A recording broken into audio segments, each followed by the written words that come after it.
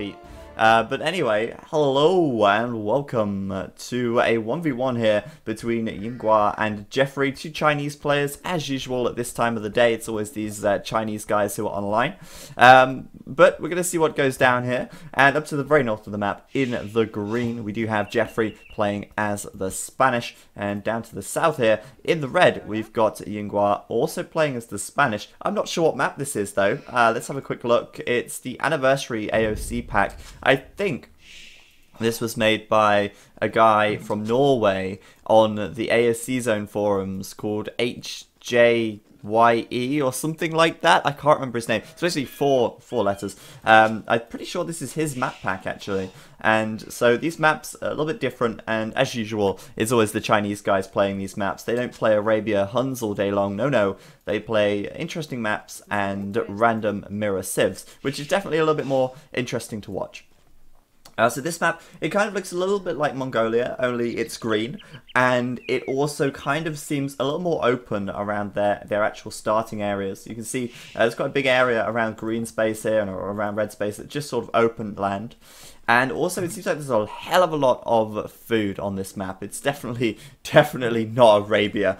Let me turn the chat off here. This guy clearly doesn't know what he's talking about. If he thinks that this is Arabia, it's kind of like a Mongolia kind of Green Arabia hybrid. Actually, in my opinion, it's a lot of food here. So many deer and lots of berries, and I think, you know, for Yinghua, putting a mill here would be perfect. You can take the berries, you can take all the deer, and as well as the Spanish, much more likely to be going for a kind of fast castle build, you know, Drush fast castle, that kind of thing, or even scouts in the feudal age. And that's mostly due to the fact that they cannot upgrade their archers past archer. They cannot upgrade that crossbow upgrade. And for the Spanish, it's kind of a little bit of a tough position to be in when you can't get crossbowmen. It's just like, you know, crossbows are such a core unit in this game. But for Yinghua, he's got so much food down here. Same for Jeffrey as well. Already taking those deer at the moment as well. But those deer patches definitely a little bit more spread out for him. And his berry bush is a little bit further away as well. So it doesn't look like he's got such a good map in terms of food placement here. And both players as well with a huge amount of gold and stone. And again, Yinghua, all of it at the back of his TC. Very easy wall for him to make here and here, or maybe even just entirely just across this area. And he's walled in, and you know that's going to be really great for him if he wants to pull off some kind of fast castle here. It's going to work as well, of course, if he wants to go with scouts. And I think those two are going to be the option, but you know, potentially a Drush as well. Definitely kind of a Spanish thing to do that. I say the only real downside here for Red is that, yeah, he's had to put his lumber camp quite far forward. That's fairly far from his town centre, and you know that is pretty far out actually. It's far out, dude. Not easily to wall that up, but he's going to wall across here and maybe here then, by the looks of things, putting that house out on the front. A little bit of an interesting location on that. And I'm very curious to see what he's going to do next. We're nearly at that 6:30 mark. Perhaps we're going to see a barracks going down on the front. Perhaps we'll see the same from Jeffrey as well as we get near to that point where the barracks is likely to be coming down, if at all. Looks like he's trying to take a little bit more wood, and perhaps now we will see the barracks from Red on the front. There it is, and well, Jeffrey so far, no barracks from him. And that will be a bit of a late barracks if it comes down now as well. Instead, it seems opting for the wall off. And look at these, this line of trees here on this left-hand side. Such an easy wall for Jeffrey. He could wall here. Granted, he would wall this stone out of his base, but he is walling there. And also, I think he's got to be careful because this looks open to me.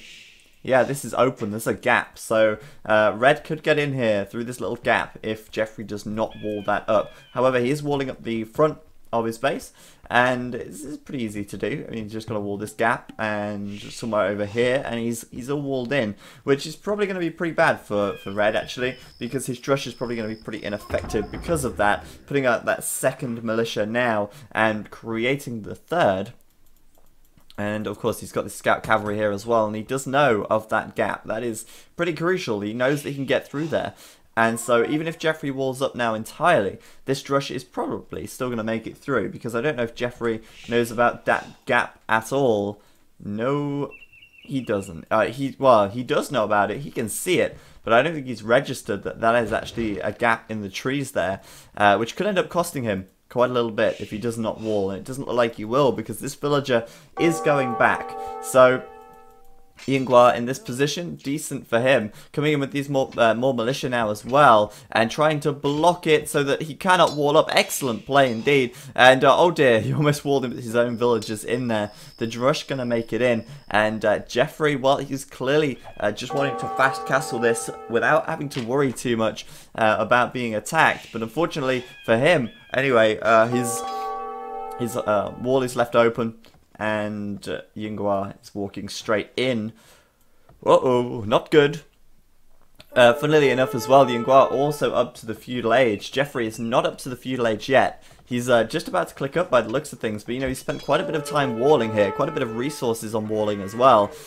2 villagers on this side, 1 villager on the left, and he's actually fairly slow up to the Feudal Age. And in fact, he's 29 population, 28 villagers, gonna go up on 29 villagers by the looks of things. He does have loom, fortunately, but it's a bit odd. Maybe he's gonna go up after this villager on 30 population. Very strange kind of number to go up on, and I'm wondering if he's gonna take the stone here, and it looks like yes, he is, unless he was intending to take the gold. But it looks like he's going to go and aim to take the stone. Perhaps we'll see a castle drop with some conquistadors. But I think this could be pretty nice for Yinghua as well. Surprising really that he's making so many farms here, considering that there are so many deer. But obviously you're looking for that food income. And as well as that, he is going to be able to do a fast castle time here as well, because oh, if that is indeed what he's going for, he will have the 2 villagers gathering the gold. He's got plenty of food income, and he's still got his Drush as well, which is nice for him. And I think this timing for Red is going to be much nicer than for Jeffrey in this position. We'll see what Yinghua is putting down. I know this guy is an alt as well. I just forget which alternative account this is, who the original is. Oh, interestingly enough as well, he's actually adding in man-at-arms. Wow, I didn't expect that at all. That probably explains why he lost a little bit of food there. Actually adding in a few more militia and upgrading to man-at-arms, causing Jeffrey to spend quite a bit of wood walling this in. Jeffrey, though, has got so much wood. He's very, very rich on the wood department, and he is looking at the moment as well for his market and for his blacksmith. There's the market going down the front, there's the blacksmith as well. But pressure coming in from Yinghua, looking pretty good actually. Able to keep Jeffrey busy, and may even get a villager pick if this house goes down, for instance, or if he moves over to this gold pile. It's forcing a watchtower from Jeffrey as well. And that is a really big deal at this stage of the game. To be forced a watchtower, and you know, he was so close to being walled up. It's kind of messy. Yinghua not up to the castle age yet, but the blacksmith is just about to go down any moment now. Waiting for that, there it is, and he's nearly got the food in as well. Just stone walling up now as well, a little bit of a safety precaution perhaps. But interestingly enough, Jeffrey still hasn't clicked up to the castle age. He still doesn't have the gold, and he's got very little food income at the moment as well, seeding some more farms. Just have a look at the comparison here, the amount of farms that we see from Jeffrey and the amount of farms we see from Yinghua. He's had them up a lot sooner. Jeffrey's only just starting to seed them. And Jeffrey now just clicking up to the castle age, but Yinghua is actually ahead. So consider that for a second. Red is ahead up to the castle age, even though he made a Drush, which ultimately forced 2 towers out of Jeffrey. Forced his villagers to go a little bit idle there as well. And Jeffrey's now stonewalling up also. So I think that Drush was possibly worth it for Yinghua. I think he did definitely get his money's worth. And Jeffrey now very low on stone. We're not going to see that castle drop after all, because he's put those 2 towers up. He's walling up with stone as well, and that costs quite a bit. So Yinghua then, looks like we could see the castle drop from him. He has still got 5 villagers on the stone, which is a very standard number. If you watch Arena, for instance, you know, that is a standard number of villagers on stone to do a castle drop. We could see that from him. Only 3 villagers on the gold, so not really too heavily invested in that, but it could be enough for now just to get a couple of conquistadors out if he puts that castle down. The question is if he will actually do that or not. We'll have to wait and see. But both of them walling in quite rapidly, and Jeffrey has spotted that gap now in the trees, which is good for him. But yeah, I mean, this is looking pretty wally, and that's quite interesting because it's not that often that you get to see big Spanish Imperial wars in 1v1 games. And obviously in this game, there's a lot of gold as well, which is great for the players because it means they can go for those expensive technologies. A lot of the time, when we see 1v1 games, players just don't upgrade the final upgrades for a lot of things. Like, a lot of the time, we might not even see the Paladin, Why can't I speak? The Paladin upgrade. Sometimes we don't even see the Paladin upgrade because it's so expensive. And players just don't have enough gold to support night production like that and then do the upgrades. They're so expensive. But in this situation, with having so much gold here, we could probably see a lot of upgrades coming down for the Spanish players here in the Imperial Age. And we should see a really interesting late game Imperial War with, I imagine, quite a good variety of units as well. I imagine we'll end up seeing paladins, conquistadors, bombard cannons, hand cannons, halberdier, all of that stuff. Really powerful combination of units that is available to the Spanish. So, a lot of stone income for Yinghua at the moment, and it looks like he will do a castle drop fairly soon.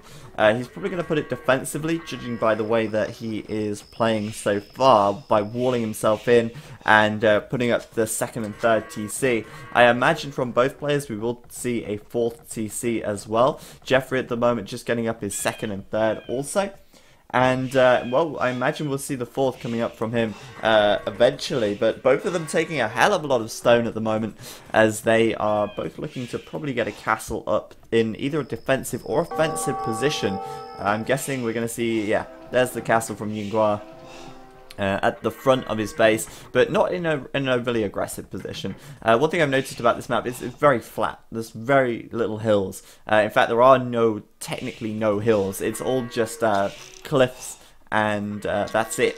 So there's no real hill castle placement that players might want to consider. It's just going to be placement on based on what resources they can cover and where they can defend. And obviously this is a major point for Yinghua to defend. It's kind of like the entrance to his base, really, and obviously that does cover the gold as well, so it makes sense to put his castle there. Might decide to put one over on this right hand side later on, but it just seems a little bit too blocked up to really make it worthwhile. In actual fact, he may end up putting one just over at the front here, even further, and just I think that's the perfect place for a castle initially. He's also able to take more lumber on the back, or on the front as well. So Conquistadors coming out. He's got, yeah, a fair few villages on gold now, so he should be able to sustain some Conquistador production if he deems it worthwhile. But I don't know, does he know that Jeffrey is stone-walled? No, he does not. So Yinghua, no idea that Jeffrey's stone-walled at all, but with this, we'll be able to take some map control at the very least.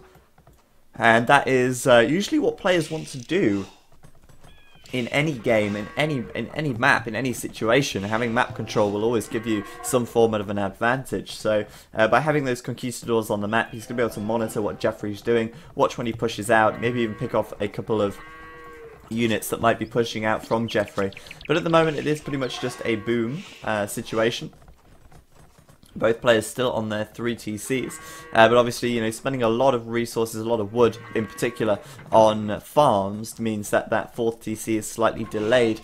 We may see one coming up from Jeffrey fairly soon, but yeah, there you go. You see exactly what I was talking about. Yinghua with the map control, able to pick off a villager there, 2 villagers in fact, as they try and come out on the front and build a castle. Yinghua says no. And, well, Jeffrey's forced to build it back here, which, isn't actually that useful to him. I suppose some castle is better than no castle, but a defensive castle, when you're not really being pressured, yeah, it's kind of like, well, it's like taking precaution where precaution is not necessary. But then again, you know, he's got no other option. He can't move out and put it in the center of the map. So it's just not ideal. But look at this. Petards coming in from Yinghua. Looks like he's getting aggressive now. He needs 2 petards to bust down 1 piece of stone wall. And you can see Jeffrey's already trying to wall behind this. He really wants to turtle it up. And Yinghua does not see it now.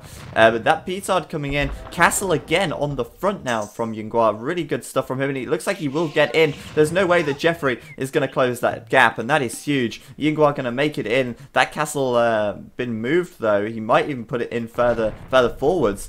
And obviously this is a big problem for Jeffrey now. He was thinking he was safe behind his walls, but in actual fact, no, he is not. He is also on the way up to the Imperial age, so he doesn't have any military at all. He's sunk everything he's got into economy. And this is huge because for Yinghua, you know, the Conquistadors are an amazing raiding unit. They do so much damage, 16 damaged at range. Means that 3 Conquistadors, or I think it's 3 or 4 Conquistadors will be able to one-shot a villager. It's more than enough to take them out. And you know, they're fast, they've got good range, they've got incredibly high attack, and they are just great for raiding the economy of your opponent. Siege Workshop coming up here as well, another castle, and well, Yinghua is playing it riskily, because the problem here you've got to remember is Jeffrey's Imperial now. And he has got a castle, so he can start bringing out trebuchets. And obviously, if he's got trebuchets out, there's going to be very little Yinghua can do to stop Jeffrey from taking down these castles, unless he can get up close and do damage, which is exactly why Jeffrey is starting to add in some pikemen as well. Obviously, they're very cheap also, and that hand cannoneer and pikeman combo is also very, very popular and very well known. Yinghua getting in with these conks though, doing so much damage, getting a couple of villager picks, forcing Jeffrey to keep walling up, and yeah, able to tank a little bit of damage as well with that +2 defense and 75 HP. They really are such a good unit. But there's the Treb coming out now for Jeffrey. And I imagine he will probably take that castle down unless Yinghua can get in there and snipe it. But these guys go down pretty quickly to castles and arrow fire. Able to tank a little bit of TC fire, but a castle is another story altogether. You know, a castle has double the attack power and fires a huge volley of arrows. So I think it's going to be difficult for Yinghua to actually take down the Treb of Jeffrey here, or the Trebs of Jeffrey, plural. He's adding more than one. But we will see how it goes. He's coming in with a petard. It looks like he's going to aim for the TC. I would be curious to see if he would aim for the trebuchet with that petard, actually. That could be a really nice nice move to make. But so far, just Conquistadors coming out. A bunch of rams as well on this right-hand side from the siege workshops. And now this is where it could get good, because the rams can take down Trebs pretty easily. Backed up by Conquistadors, the pikemen are very unlikely to be able to hit the rams without the Conquistadors taking them down first. So this is not bad for Yinghua at all, actually. Though he will probably lose this castle. He has got enough stone for another one, and he is just clicking up to the Imperial Age as well, as Jeffrey's first town centre goes down. Very well played so far. The castle from Yinghua also falling though, but he's already got 15, about 24 or so Conquistadors already. So you know, that is a huge number. And with these rams, what is Jeffrey going to do? He's got a lot of halberdier. So he is going to come in with them. Yinghua needs to be careful here. He needs to watch out, otherwise these conks could get trapped. Needs to move out of the way of those halbs and micro out the way of them. The town centre here, though, will probably once again go down. Conquistadors, though, taking a lot of punishment from the halbs. Though, saying that, you know, if they are microed well, they do absolutely shred them. But that's 2 town centres down for Jeffrey now. Surprisingly, Jeffrey still has the score lead, and Yinghua losing almost half his army there. In fact, he did lose half his army there to those halberdier. But then, at the same time, taking out those halberdier as well, very, very effectively. And, well, seems like a good push to me. Jeffrey's wide open. He's trying to rebuild this TC, but, you know, Jeffrey still has that score lead. And if we have a look as well, let's see what their villager count is looking like. Yeah, wow. that says a lot. Yinghua here with 115 villagers compared to the 80 of Jeffrey. Jeffrey took a lot of punishment there from these conks, and they're going to do even more now as they just continually pick off villagers so quickly, so easily. They just absolutely destroy them. Meanwhile, though, Jeffrey's coming forwards on the front. Yinghua now finally up to the Imperial Age, but losing these castles. Definitely not an ideal situation for him to be in. I'm not really sure where he's running these villages to either. Just doing Supremacy. Oh my god. Is he actually going to do this? He's doing Supremacy. And for those of you who don't know, Supremacy makes the villagers extremely buff. It sends them to the gym for 5 months, and then they get hench. Just watch this. Their attack, the HP about to double. Their attack damage gonna go up massively as well. I think it goes up to 8. Once that Supremacy research is done. Yeah, look at that. 80 health, 3 plus 6 attack, 0 plus 4 pierce armor, and he's gonna just try and take down this castle with villagers. They're making a pretty short work of it. And he's actually using his villagers to fight. I love this guy. I think we should watch him more often. Another castle going up in defense here. Conscription being done as well. And, you know, there's very few ranged units out for Jeffrey here. He's got 1 Conquistador. So, it's unlikely that he's going to be able to do a lot of damage here, I feel. These villagers able to tank a lot of damage. But, funny thing is, how many villagers is this? This is like 22 or 23 villagers, and they're not actually taking the castle down, even though there's only 1 villager repairing it. I find that quite amusing. But yeah, hench villagers coming out and trying to take that castle down. A little bit of a risky strat. Definitely going to be able to go toe-to-toe with the Halbs, though. I mean, look at the stats of a Halb. Look at the stats of the villagers. The villagers technically beat the Halbs now, which is huge. Castle for Yinghua in defense, and I think he's just trying to mess around at the moment, but the funny thing is he's almost got double the villager population. Looks like instead he's going to go for these trebuchets. Look how quickly he's taking them down. The trebuchet is going to get absolutely flattened. The only problem is villagers cannot be set to an attack stance, which means they will just go idle as soon as they've killed what they've been tasked to kill. But excellent and hilarious play by Yinghua here. Going to get those trebs, not a problem for him. And he's got the score lead still as well, but only just. These villagers look like they're getting cleaned up now as Yinghua switches into hand cannons and bombard cannons. And now this could turn right back around very quickly because Jeffrey does not have any trebs out at the moment, which means that this castle will probably stand.